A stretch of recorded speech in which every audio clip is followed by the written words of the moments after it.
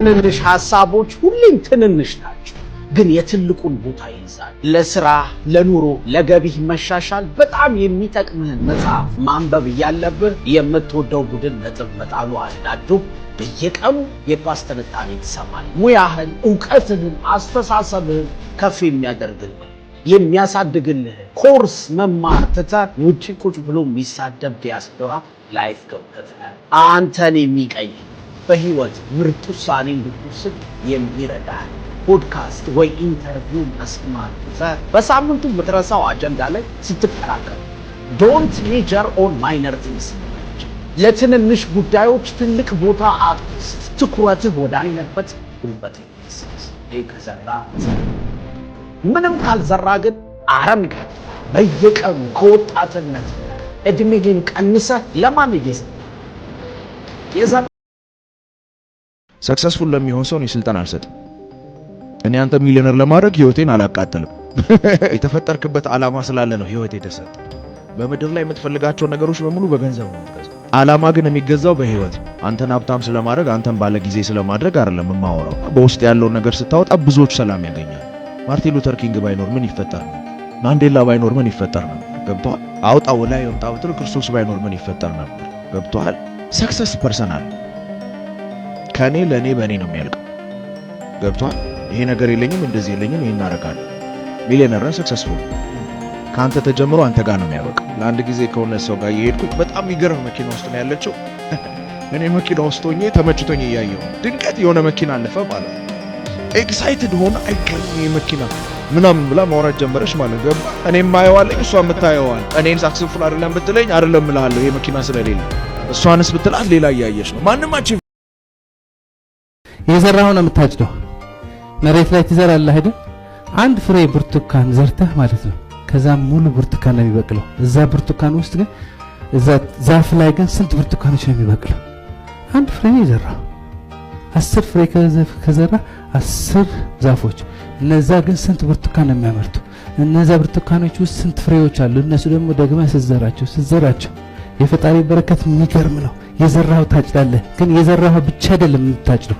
በሙሉነት ስትዘራ፣ በሙሉነት ስትኮተኩት፣ በሙሉነት ውሃ ስታጠጣ፣ በሙሉነት ማዕድን ስንጨምር፣ በሙሉነት መሆን ያለብህ ስትሆን፣ በሙሉነት መስራት ያለብህ ስትሰራ፣ በሙሉነት መክፈል ያለብህ መስዋዕትነት ስትከፍል ሰዓቱ ሲደርስ የፈጣሪ በረከት ታምር ነው የሚሆነው። ትልቁ ነገር እኮ ጤና ነው ማለት አይመስለንም። ዓለም ላይ 99 ችግሮች ሊኖሩ ይችላሉ። ያንን የምትወጣ ጤናማ እስከሆንክ ነው።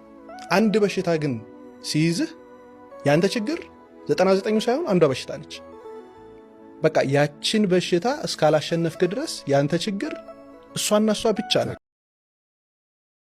የሰው ልጆች ትልቁ ችግራችን በመጀመሪያ ማን መሆናችን አናቅም፣ ሁለተኛ እንዴት እንደምንሰራ አናቅም። ሐሳብ የሚባል አለን። ስለምን ነው ስናስብ የምንውለው? ስለምንፈልገው ወይ ስለማንፈልገው? ስለ ችግሩ፣ ስለ መፍትሄው፣ ስለ ማጣቱ፣ ስለ ማግኘቱ፣ ስለ መውደቁ፣ ስለ መነሳቱ ሐሳቦች ኦዲት መደረግ አለባቸው። ኖት ኦዲት ዩ ኦብዘርቭ። ምን እያሰብክ ነው? ሲደብር ምን እያሰብክ ነው? እንደማይሳካልህ፣ እንደማይሆንልህ፣ እንደምትወድቅ፣ እንደማይስተካከል፣ እንደሚከብ በምድር ላይ ስኖር እኔ በምንም ነገር የምበልጠው አንድ ሰው የለም። አንድ ሰው አለ፣ ግን ደግሞ አንድም ሰው አይበልጠኝም። ለምን? ራሴን ስለማላወዳደር። ለኔ ተሰጠኝ ህይወት አለ፣ የራሴ እድል ፈንታ አለ፣ የራሴ ፖርሽን አለ። በቃ የራሴን ኑሮ ነው የምኖረው። ስለዚህ ራሴን ከሌላ ሰው ጋር አላስተያየም። የኔን ነገር ማንም ሊወስዱ አይችልም። እኔ የሌላ የማንንም ሰው ልወስድ አልችልም። የሌላ ሰው ዝና ልነጥቅ አልችልም። የኔን ሊወስዱብኝ አይችልም። በምድር ላይ አንቺን የሚመስል ሰው የለም ብንል በፍጹም ያንቺ ፊንገር ፕሪንት ያለው ሰው አንድ ሰው የለም።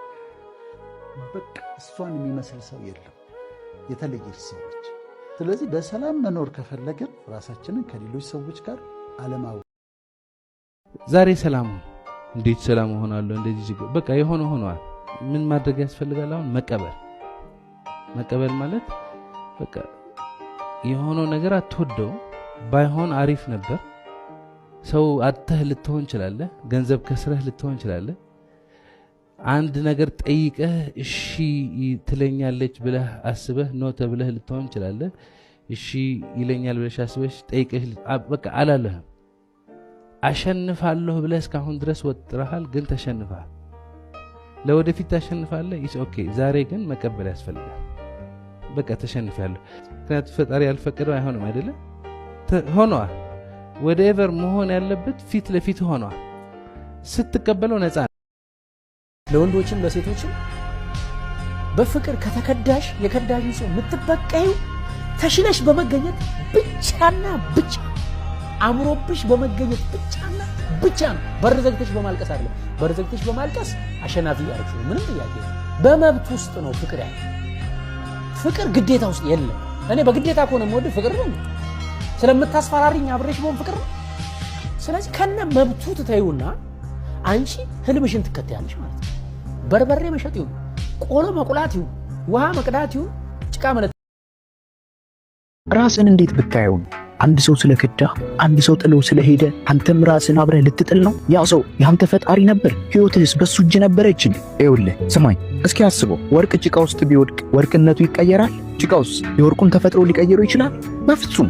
ታጥቦ ሲወጣ ያ ወርቅ ነው። አንተም እንደዛው ነህ። የሰው ክህደት ጭቃ ነው፣ አንተ ግን በፈጣሪ እጅ የተሰራ ውድ ወርቅ ነህ። ሰው ቢጥልህ ፈጣሪ ያነሳ። እንዲያውም እመኔ፣ ያ ሰው ከህይወት የወጣው ፈጣሪ የተሻለ ነገር ሊሰጥህ ስላሰበ። ክህደቱ ላንተ በረከት እንጂ ቅጣት አይደለም። ተነስና አቧራህን አራግፍ፣ ራስህን መጣልን አቁምና ወደ ሰራህ አምላክ ፊት ቁም። ያን የጣሉ ሰዎች ሊደርሱብህ የማይችሉበት ከፍታ ላይ ያውጣል። ዋጋህን የወሰነው የከዳ ሰው ሳይሆን የፈጠረህ አምላክ ብቻ ነው። ዛሬውኑ ተነስ። በዙሪያ ያሉ ሰዎች ክፉ እየተናገሩ አላስቀምጥ ካሉ ተለውጠሃል ማለት ነው። ምክንያቱም አርፎ የተቀመጠን ምንም የማይሰራን ሰው ማንም ዞር ብሎ አያየው። የሚለፋን ራሱን ለማሻሻል የሚጥርን ሰው ግን የሚተቸው ብዙ ነው። ዴል ካርኔጊ የሞተን ውሻ ማንም እንደማይደበድብ እወቅ ይለናል። የዚህ ምድር ጣፋጩ በቀል በናቁ ፊት የሚያስከብር ስኬትን መጎናጸፍ ነው። ወዳጄ፣ አሁን ጥረትህን ይንቃሉ፣ ነገ ውጤትህን ያደንቃሉ። አሁን ይሰድቡሃል፣ ነገ ያሞግሱሃል። ስድባቸውን ትተህ ስትለወጥ ያላገጡብህ ሁሉ ቆመው ያጨበጭባሉ፣ የሳቁብህ ይስቁልሃል። ብቻህን እንዳልነበርክ በሰው ትከበባለህ። 2 ወይም 3 ዲግሪ ከምትማሩ በየቀኑ ሳያቋርጥ ለ1 ዓመት ከ3 ሰዓት ተኩል እስከ 4 ሰዓት የሆነ ነገር እያደረጋችሁ ያንን ህልም ያለቀውን ህልም እያያችሁ ብተኙ አይ አሹር ዩ እዚህ ዓለም ላይ ተአምር የሚባል ነገር ሊሰሩ የምትችሉ በዛ መንገድ ብቻ። ይሄ ነገር ገብቷቸዋል። በነገራችን ላይ እነ ማይክል ጆርዳን፣ እነ ታይገር ውድስ፣ እነ ኡዚያን ቦልት ይጠቀሙበታል። አክቹዋሊ ይሄ ቪዥዋል ሞተር ሪሄርሳል ይባላል። ይሄን ቴክኒክ ይጠቀሙበታል። የአርት ሰዎች፣ በተለያየ የሙዚቃ መሳሪያ ላይ ትሬን የሚያደርጉ ሰዎች፣ ሩጫ የሚሮጡ ሰዎች፣ ጂምናስቲክስ የሚሰሩ ሰዎች በውስጣቸው ነው የሚጨርሱት ፓተርን። ያንን ያለቀውን ነገር ነው ስጋ ላይ የሚገልጡት። ልምምድ ብቻ አይደለም፣ አካላዊ ልምምድ ብቻ አይደለም። ቁጭ ብለው ወደ አልፋ ይወርዱና የሚፈልጉትን ፕሮግራም ማንነታቸው ውስጥ ያሰርጻሉ። ያ ውስጥ የገባው ነገር በተአምር አለመውጣት አይችልም። ያ የገባው ነገር ነው። የትኛውም ነገር ነው እያልኳቸው ያለው፣ ጥሩም ነገር መጥፎም ነገር። ይሄ ነገር የገባቸው ሰዎች ተአምር የሚሰሩት ተኝተው ነው። ተነስተዋል። ሲነሱ ያን ሰው ሆኖ ነው የሚነሱ። በምንም አይነት የጉልበት ስራ ያንን አይነት ውጤትና ማንነት ተመጣጣኝ ስትተኝ ብቻ። አሁን እንግዲህ ይሄንን ሆን ብለን ከተጠቀምንበት ተአምር እንሰራለን። ሆን ብለን ካልተጠቀምንበት ግን አሰስገሰሱን ስንሰበስብ እንውልና የማንነታችን አካል አድርገን ጧት አብረን ነው እንነቃለን። በደጋግሜ እገልጸዋለሁ ይሄን ነገር። ቅዱሳት መጻሕፍት አንብቡ። ምን ይላል መሰለህ? ለምሳሌ መጽሐፍ ቅዱስ ላይ እኔ የማውቀው ነገር በቁጣህ ላይ ፀሐይ አትጥለቅ ይላል። ፀሐይ አትጥለቅ የተባለበት ምክንያት አለ። ይዘኸው አተኛ። ይዘው ከተኛስ የተናደድክበት ነገር ነገ በደንብ ጎልቶና ጡንቻ አውጥቶ ይጠብቃል። you are making it up። ማታ የምታደርጉት የትኛውም ነገር becomes you። እየፈራችሁ ተኙ፣ ነገ ከዛሬ በላይ ትፈራላችሁ። የሆነ ጥሩ ያልሆነ ስሜት የሚፈጥር እያስታወሳችሁ እየከለሳችሁ ተኙ፣ ከጠበቃችሁት በላይ ከፍቶ ይጠብቃችኋል አለቃችሁ። that's what we do all day long። ስለዚህ ከመተኛታችን ቀድመን የምናደርገው ነገር ተጨማሪ ገንዘብ አያስፈልገንም፣ ተጨማሪ ጊዜ አያስፈልገንም፣ ኢንቨስትመንት የለውም። በዛ ሰዓት የምናደርገው ነገር ዲሲፕሊን ስለሚጠይቅ ብቻ ህይወቱን እንደሚለውጥ እንኳን ያወቀ ብዙ ሰው ይሄን ነገር የጠሉህን ስለማይጎዱህ ተዋቸው። የናቁህን ስለማያውቁ ነው አትፍረድባቸው። የገፉህን ባትወዳቸውም አትጥላቸው። ወዳጄ በውሸት እያስመሰለ በእድሜና በጊዜ ላይ የቀለደብህን ግን መቼም ይቅር። ማይ ላይፍ ማይ ሪስፖንሲቢሊቲ። አንተ አክስትህ የጠበቅ ነው አባትህ ተዋቸው። ዮር ላይፍ ዮር ድሪም። ሰው ህልም ያልማልና ቤተሰቦች ሊያሳኩለት ነው የሚጠብቀው። እኔ ጠብቄያለሁ። ህልም አለምኩና ሊያጨበጭቡልኝ ጠበቁ። በበዚህ አላሉኝ። አልታያቸውማ። እኔ ነው ያለም በአእምሮዬ ውስጥ አይደለም። እኔ ያለምኩት እነሱ ሊያጨበጭ ፌር አይደለም። ህልሙ ለኔ ነው ታየኝ። እኔ በጣም ያቆምኩት ነገር ካለ ምንድነው ችግሬ ለሰው ማንገር ትቻለሁ። ምክንያቱም ማንንም አይረዳም። አንድ ሰው ችግሩ ማውራት ይፈልጋል። ዳዊት 5 ደቂቃ ስጠኝ፣ 2 ደቂቃ ብቻ ስጠኝ ችግሬ ልንገርህና እንድታግዘኝ ይላል። 2 ዓመት ሙሉ የተፈተንከው ፈተና ለኔ በ2 ደቂቃ አታስረዳኝም። ማንንም አይረዳህም። ችግራችሁ ሄዳችሁ አትለፍልፉ። ማንንም አይረዳቸውም። ሁሉ ሰው የየራሱ ችግር አለው። የየራሱ በየስልጣን ነው። ሁሉ ሰው በውስጡ ፔን አለው። ሁሉ ሰው የራሱ ችግር አልፈታም እና የራሳቸው ችግር ያልፈቱ ሰዎች ያንተ ችግር አይፈቱልም። መጀመሪያ ችግርህን መፍታት ያለብህ አንተ ነህ። ራስህን ካረዳ በምድር ላይ ትልቁ ሱስ መጠጥ አይደለም፣ እንዳትሳሳቱ። በዓለም ላይ ትልቁ ሱስ ለወንድ ሴት፣ ለሴት ወንድ አይደለም። በዓለም ላይ ትልቁ ሱስ ምን እንደሆነ ታውቃላችሁ? ኮምፈርት ዞን። ኮምፈርት ዞን is the greatest enemy.